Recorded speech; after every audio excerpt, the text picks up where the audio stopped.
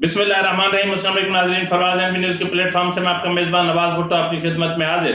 नाज़रीन, आज सुबह ही हमने एक खबर ब्रेक की थी जिसमें कहा था कि नेब की तरफ से जो PMLN के रहनुमा नवाज शरीफ साहब हैं उनको किस तरह क्लीन चिट देने का फैसला हुआ है।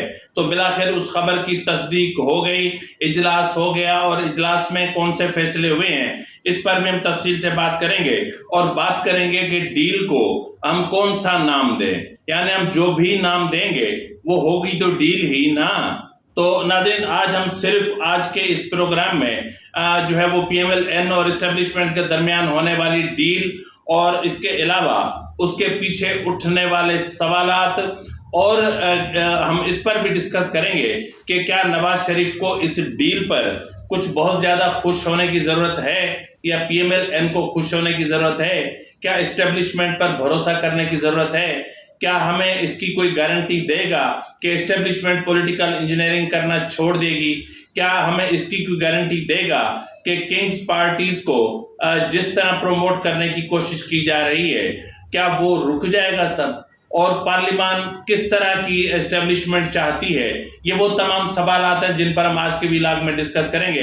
अगर आपको मेरा व्लॉग पसंद आए तो मेहरबानी करके मेरे चैनल को सब्सक्राइब करना, लाइक करना, शेयर करना मत भूलिएगा, बेल आइकन दबा दीजिएगा ताकि आप तक बर वक्त मेरे व्लॉग्स पहुंचते रहें। और अपने व्हाट्सएप ग्रुप्स में मेरे प्रोग्राम की लिंक को जरूर शेयर कीजिएगा ताकि मेरी कुछ हेल्प हो सके। नाज़रीन, आज सुबह ही हमने एक खबर ब्रेक की थी जिसमें मैंने कहा था कि गुज़िश्ता रोज इस्लामाबाद हाई कोर्ट में समाअत हुई थी इवनफील्ड और अल अजीज़िया रेफरेंसेस के हवाले से, तो उसमें जो बहुत बड़ी चीज़ हुई थी वो ये थी कि अदालत में नेब जो है वो नेब के जो प्रोसिक्यूटर थे वो बगैर नोटिस के पेश हुए और बगैर नोटिस के पेश होकर उन्होंने अदालत को अपने तौर पर नवाज शरीफ के हवाले से NOC देने की कोशिश की या क्लीन चिट देने की कोशिश की। ताहम जस्टिस आमिर फारूक और जस्टिस गुल हसन औरंगजेब ने जो है वो इस मामले पर थोड़ा सा हैरत का भी इजहार किया और कहा कि आप क्या चाहते हैं। तो बहरहाल जो भी कल की थी वो सारी की सारी आपको पता है और मीडिया पर रिपोर्ट हो चुकी हैं। और इसके अलावा नेब को एक नोटिस जारी किया गया और उसमें जो कहा गया कि जो नेब प्रोसिक्यूटर से कहा गया कि वो अपने चेयरमैन नेब से डिस्कस करके आए कि आया वो इन रेफरेंसेस पर मेरिट पर दलाल देना चाहते हैं या रेफरेंस वापस लेना चाहते हैं, आखिर नेब क्या चाहता है।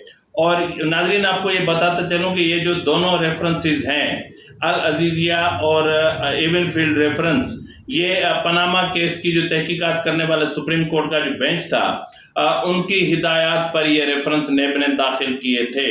ताहम इस वक्त की जो इतलात हैं वो ये हैं कि चेयरमैन नेब लेफ्टिनेंट जनरल नज़ीर अहमद भट्ट साहब, लेफ्टिनेंट जनरल रिटायर्ड नज़ीर अहमद भट्ट साहब की सदारत में कोई इजलास हुआ है, यानी जो लीगल जो इनकी प्रोसिक्यूशन की जो टीम है प्रोसिक्यूटर्स की, उन्होंने इनसे मुलाकात की और जो अपना इस्लामाबाद हाई कोर्ट की जो तहरीरी फैसला जारी हुआ है, तफसीली फैसला, वो भी उनके सामने रखा गया और उनसे जो है वो हतमी राय तलब की गई। तो बहरहाल उस इजलास में ये तय हुआ या फिर ये मतलब तफसीली गुफ्तशुनी के बाद तफसीली गुफ्तशुनी क्या होगी।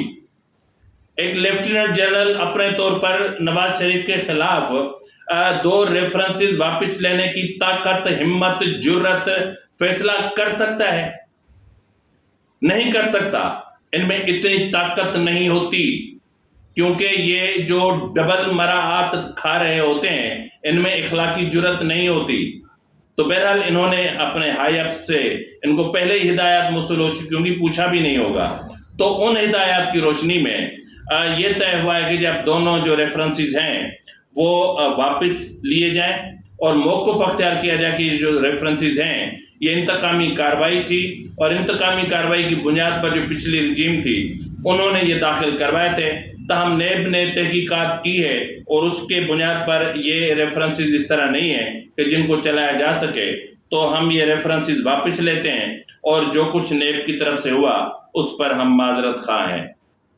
जी जनाब, नवाज शरीफ चाह रहे थे कि न सिर्फ वक्त को पीछे 2017 में लिया जाए वापस, बल्कि जिन्होंने जो कुछ किया है वो उसकी माफ़ी भी मांगें और माफ़ी भी ओपनली मांगें। تو اب مافیوں کا سیزن شروع ہوا چاہتا ہے، اب دیکھتے ہیں کیا ہوتا ہے۔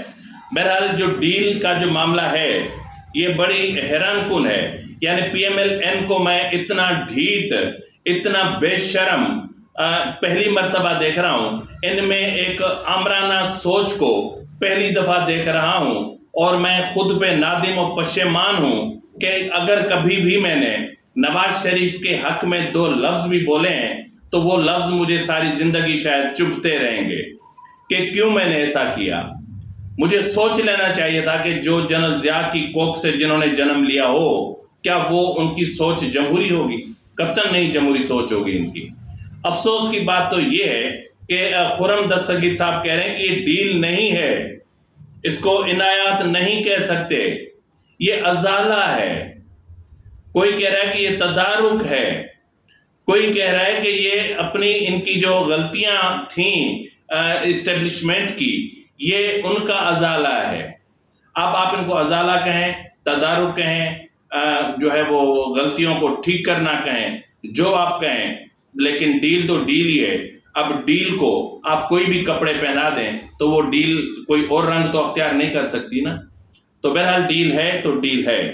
اس کے علاوہ ناظرین مطلب مجھے پوچھنا یہ تھا کہ اس ڈیل کا جس کو ازالے کا نام دیا جا رہا ہے، کیا اس کا جو ہے وہ نام جو ہے ازالہ، یہ رکھ کے کیا ڈیل کا مفہوم بدل جاتا ہے؟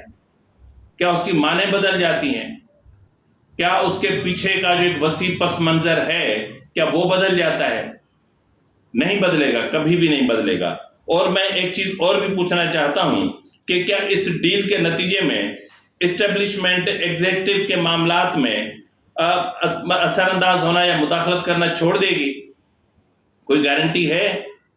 کیا کوئی گارنٹی ہے کہ آئندہ یہ اسٹیبلشمنٹ عدالتی معاملات میں ٹانگ نہیں اڑائے گی، عدالتی معاملات میں مداخلت نہیں کرے گی، بینچ فکس نہیں ہوں گے؟ کوئی گارنٹی دے سکتا ہے؟ پی ایم ایل این کا کوئی بھی لیڈر آ کے کہے کہ یہ ہم گارنٹی دیتے ہیں کہ اسٹیبلشمنٹ ڈیموکریٹک سسٹم کو 5 سال تک ڈیریل نہیں کرے گی؟ دے سکتے ہیں گارنٹی؟ کوئی نہیں دے سکتا گارنٹی، اس لیے کہ اس کی کوئی گارنٹی نہیں ہوتی۔ اور یہ اسٹیبلشمنٹ کا وتیرہ ہے کہ جب معاملات ان کے ہاتھوں سے نکل جاتے ہیں، جب اسٹیبلشمنٹ اپنے آپ کو کمزور، لاغر اور ایک بے بس اور لاچار محسوس کرتی ہے، تب اپنا وزن ان کے اپنے ہی پالے ہوئے پولیٹیشنز کے اوپر ڈال دیتی ہے، اور پھر وہ پولیٹیشنز بڑے خوش ہو کر، جس طرح عمران خان کی گندگی کو جو ہے وہ پی ڈی ایم اور ان کی اتحادی جماعتوں نے اور پھر پارلیمانی اتحادی جماعتوں نے اٹھا کر 1.5 سال تک جو حشر نشر کیا اس ملک کا، اس ملک کے عوام کا، وہ کبھی نہیں بھلایا جا سکے گا۔ اب یہ 1.5 سال کیوں؟ نام تو یہی تھا نا کہ عمران خان کو پروجیکٹ عمران کو وائنڈ اپ کرنا ہے، تو پروجیکٹ عمران کو وائنڈ اپ کرنے کی آڑ میں جس طرح کی قانون سازی کی گئی، کیا وہ ٹھیک تھی؟ کیا ایک اس میں ایسا بھی جو ہے وہ ترمیمی بل آیا کہ جس میں کسی بھی چیف آف آرمی اسٹاف کی ایکسٹینشن کا جو معاملہ تھا اس کو ریورس کیا گیا ہو؟ نہیں کیا گیا نا، ایسا کچھ بھی نہیں ہوا۔ یعنی سارے کے ساری قانون سازی وہ ہوئی جو اسٹیبلشمنٹ کے اپنے مفادات میں تھی، ان کو تحفظ فراہم کر رہی تھی، ان کو پروٹیکشن دے رہی تھی۔ تو ایسی صورتحال میں ہم کیسے توقع رکھ سکتے ہیں کہ آئندہ اسٹیبلشمنٹ ایگزیکٹو اور عدلیہ کے معاملات میں ٹانگ نہیں اڑائے گی، مداخلت نہیں کرے گی، بینچ فکس نہیں کرے گی، اپنی مرضی کی ججمنٹس نہیں لے گی؟ کوئی تو گارنٹی دے سکتا ہے کوئی گارنٹی؟ کسی کے پاس نہیں ہے۔ مجھے ایک چیز اور بھی بتائی جائے کہ آیا اس ڈیل کے نتیجے میں کیا جو پولیٹیکل انجینئرنگ کا سلسلہ چل رہا ہے کیا وہ رک جائے گا؟ کیا تمام سیاسی جماعتوں کو لیول پلینگ فیلڈ دی جائے گی؟ کیا ہمیں کوئی گارنٹی دے سکتا ہے کہ آئندہ عام انتخابات میں آر ٹی ایس نہیں بیٹھے گا؟ جس طرح کا بلا کا کانفیڈنس ہم پی ایم ایل این میں، نواز شریف میں دیکھ رہے ہیں، ان کے رہنماؤں میں دیکھ رہے ہیں، ابھی تو الیکشن بھی نہیں ہوئے اور لمبے لمبے موٹے موٹے سریے ان کی گردنوں میں گھس چکے ہیں، اور ان کا لب و لہجہ تبدیل ہو چکا ہے، ان کے بات کرنے کا انداز تبدیل ہو چکا ہے، ان میں عاجزی ختم ہو گئی ہے۔ کیا مطلب ان کے لوگوں میں یہ بتا سکتے ہیں کہ اس ڈیل کے نتیجے میں پولیٹیکل انجینئرنگ کا سلسلہ رک جائے گا؟ اور اگر ایسا ہے تو پھر یہ کنگز پارٹیز کیوں بن رہی ہیں؟ ابھی تو ابتدا ہے بھائی، بیچ میں جو سلسلہ تھم گیا تھا نا، کل جو 3 پی ٹی آئی کی خواتین اس میں اپنا استحکام پارٹی پاکستان میں شامل ہوئی تھی، اندلیب عباس، سعدیہ سہیل اور سمیرہ بخاری، یہ ابتدا ہے۔ آنے والے دنوں میں آپ قطاریں دیکھیں گے، آنے والے دنوں میں آپ دیکھیں گے کہ لوگ جوک در جوک آئی پی پی میں شامل ہو رہے ہوں گے، جس کی بنیادی وجہ یہ ہے کہ پاکستان پیپلز پارٹی کا پنجاب میں راستہ روکنا ہے، کچھ بھی ہو جائے۔ اور ادھر مولانا فضل الرحمان بہت خوش ہو رہے ہیں نا، بڑے خوش ہو رہے ہیں۔ خوش ہو جاؤ مولانا صاحب، خوش ہو جاؤ۔ انتخابات کے بعد میں آپ کا چیخنا سنوں گا، میں آپ کی چیخیں سنوں گا جو آسمان کو چھو رہی ہوں گی۔ گھبرائیں نہیں، سنوں گا۔ آپ بھی یہیں پر ہیں، میں بھی یہیں پر ہوں۔ آپ فضل الرحمان صاحب ہیں نا، تو آپ بھی یہیں پر ہیں، میں بھی یہیں پر ہوں۔ میں آپ کا چیخنا سنوں گا، میں آپ کی چیخیں سنوں گا۔ اس وقت اگر میں، اللہ رب العزت مجھے تکبر سے بچائے، اس وقت اگر میں چاہوں نا تو میں آپ کو وہ کچھ بھی بتا سکتا ہوں جو آپ کے علاوہ کوئی نہیں جانتا۔ تو خیر ان چیزوں کو چھوڑیں۔ تو یہ جو کنگز پارٹیز بن رہی ہیں، استحکام پارٹی پاکستان اور اپنا پی ٹی آئی پارلیمنٹیرینز، یہ ان کا کیا ہوگا؟ کیا یہ جو کنگز پارٹیز ہیں، یہ پارلیمان میں جو حکومتی تشکیل ہوگی، کیا ان کو ان میں استعمال کیا جائے گا؟ یعنی جو بھی حکومت بنے گی وہ ان کی مدد سے بنے گی، ایک کمزور حکومت بنے گی، جو پارلیمنٹ ہوگی وہ ایک ہنگ پارلیمنٹ ہوگی۔